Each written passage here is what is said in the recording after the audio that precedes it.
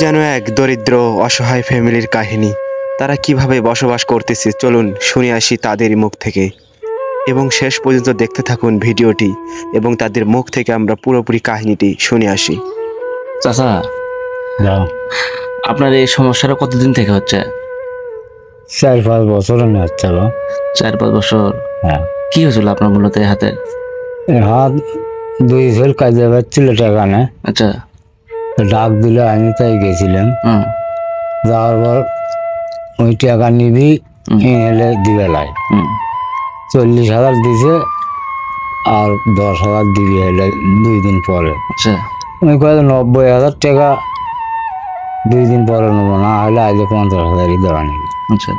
এখানে বড় জন ছোট জন মারবে গেছে, আমি পাঞ্জাবে ধরছি, আমাকে চটকান মেরে ফেলে যে আমার এই দশাটা করছে বাবা। আচ্ছা, আপনি এটা চিকিৎসা করেননি? চিকিৎসা করছিলাম বাবা, চিকিৎসা টাকা ব্যবহার চিকিৎসা হলে না। এখন আপনার হাত দিয়ে কোনো কিছু করতে পারেন না? কিচ্ছু করে দেয় না বাবা, কিচ্ছু করে দেয় না। তো হচ্ছে আপনার এই অবস্থাতে আপনি আছেন, তা আপনার এই সংসারটা চলছে কিভাবে? ছোট একটা শৈল আছে, সেই শৈলটা মনে করো যে আমি মুরগির খামার উঠতেছি। আচ্ছা। আমার এক ভাইসতে খেয়ে দিছে আমাকে কষ্ট দেখে। আচ্ছা। সেটা 2-3 হাজার টাকা পায়, তাই যদি একরকম করে আমার সংসারটা চলে। এক বেলা খাই আর এক বেলা আমার ওই অবস্থায় যায় বাবা। তা আপনার এখন কোনো চিকিৎসাপাতি করা লাগে কি? চিকিৎসাপাতি করা লাগে না, কিন্তু টাকা নাই, কি দিয়ে চিকিৎসা করি। আচ্ছা আচ্ছা, ঠিক আছে।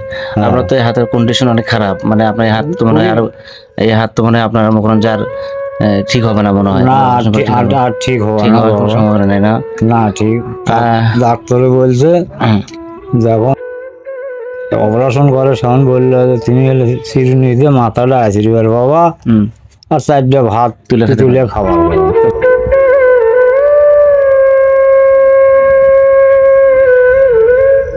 সেটাও আর পাই না বাবা, হাত দিয়ে আর কিছুই করে পাই না। আচ্ছা, আমি বিশেষ করে বলতে চাই যে এরকম অসহায় পরিবার বাংলাদেশে অনেক আছে। তো আমাদের আশেপাশে এই পরিবারটা বসবাস করতেছে অনেকদিন ধরে, কিন্তু আমরা তাকে কোনো অর্থ সহযোগিতা করতে পারতেছি না। আপনাদের যদি কারো কোনো এই নিরীহ পরিবারের যদি কোনো অর্থ সহযোগিতা দেওয়ার আগ্রহ থাকে তাহলে আপনারা অবশ্যই করতে পারেন ইনশাল্লাহ। আর আপনার এখানে কোনো কারেন্ট নেই না? কারেন্ট নাই? কারেন্ট নেই বা খুব। তাই এই গরমের মধ্যে আপনি থাকেন কিভাবে? খুবই গরম বা আমার কি করবো, কারেন্ট নেই, একটা আলো নেই, কিছু নেই, এলেট বেরোত। আচ্ছা আচ্ছা। তো হচ্ছে আপনার ছোট বাচ্চা, এটা একটা ছোট? হ্যাঁ, এটা ছোট বাবা, এটা ছোট। আর একটা আছে সেটা ওই খামারে থাকে? হ্যাঁ, এই যে বড় সেটা খামারে থাকে। আচ্ছা, যাই হোক। তো আমরা ফ্যানের নিচে, কারেন্টের নিচে থেকেও আমরা দিন পার করতে পারি না, অনেক গরম যন্ত্রণা অনেক সহ্য করে থাকা লাগে। অথচ বাইরে কোনো কারেন্ট নাই, কোনো কিছু নাই। আপনারা অনেক প্রভাবশালী আছেন, আপনারা অনেক করেন যে টাকা পয়সাওয়ালা মানুষ আছেন। আপনারা চাইলে এই নিরীহ পরিবারটাকে একটু সহযোগিতার মাধ্যমে তাকে একবেলা কিছু খাবারের টাকা ম্যানেজ করার ব্যবস্থা করতে পারেন চাইলেই। আমরা মানুষ হয়তো বা আমরা টাকা পয়সা আছে, কিন্তু আমরা টাকা পয়সা সঠিক জায়গায় আমরা ব্যবহার করতে পারি না। সঠিক জায়গায় ব্যবহার করতে পারলে নিজেকে একটু ভালো লাগে, শান্তি লাগে, ঠিক আছে?